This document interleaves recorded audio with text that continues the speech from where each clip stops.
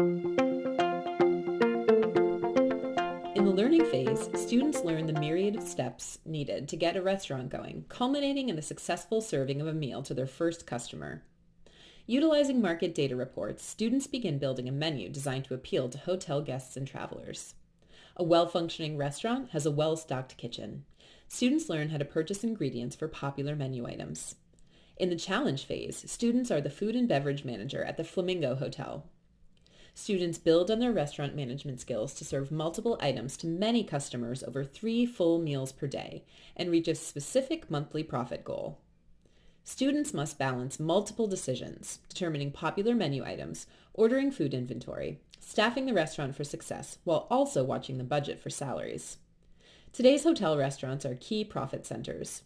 With this sim, students learn the many business and management decisions that they'll need to manage a profitable hotel restaurant. Invaluable knowledge for students' hospitality careers.